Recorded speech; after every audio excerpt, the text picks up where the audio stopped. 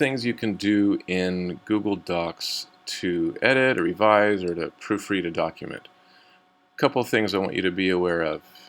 You are generally looking at print layout, and the ruler is visible. You don't have to have the ruler visible.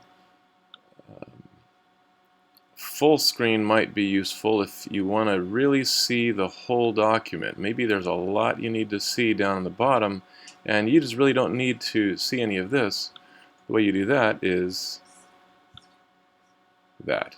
Don't forget this, because you might be frustrated when you can't get it back. So I'm going to hit escape right now, and there they come back. Print preview. Here's how that works. Let's say you're working on a document and you want to know what's it going to look like when I print. Now you can go down here, or you can just click on this little button, and you see the Google step of what it would look like when you print.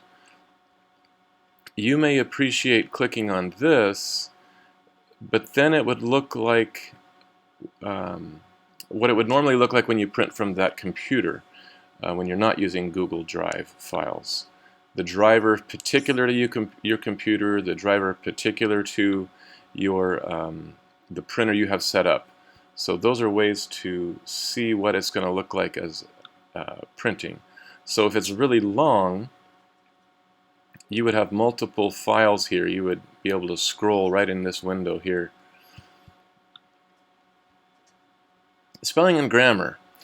Well, I discovered that some people at Google like Star Wars, and right here they know that this is not a word. I'm going to hold down Control right now, and they have a suggestion for me. The reason I noticed that is because of this wiggly red line. Okay, now I could do that and it's fixed. I could do the same thing here, here, or any of the words that happen to have that red line. Another way is spell check, and it looks like this right now on Google Docs. Spelling, so it goes through from the beginning, and when it sees a word it goes from wherever the cursor is, and it's saying, should I change this to that? And if we don't like that, we can change it to something else. But it's got a suggestion for us, and if we click on that, that's what we're saying. So we could change it. We could say, no, ignore, that's my name. You don't know how to spell my name, and that's it. Or we could say, add to the dictionary. So whenever you see, in this silly case, VDER, that's a real word. Remember that for every document I ever type again. And there are some other options in here, but we're going to change it, and that's another way to change it compared to what I just showed you a minute ago.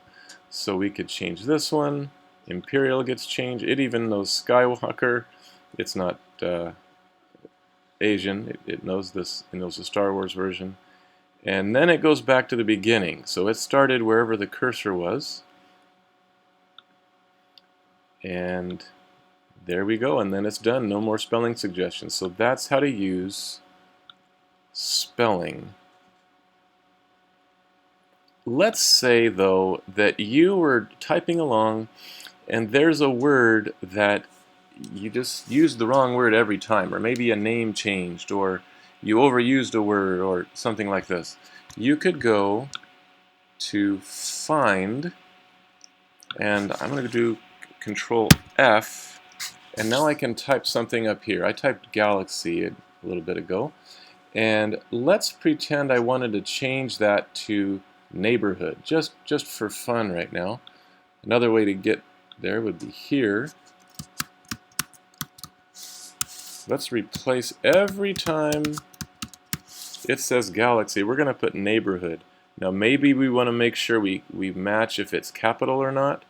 That would make this not show up at all. And we could replace one, or we could replace all of them at once. Let's see what that looks like to replace one at a time. Replace all, I would click and this demonstration will be over. We can move this around. We click up here, so I'm going to click replace, and it replaced one of them.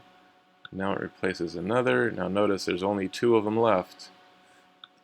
And and one more. And so freedom to the neighborhood, pursuit across the neighborhood. So that's how that works.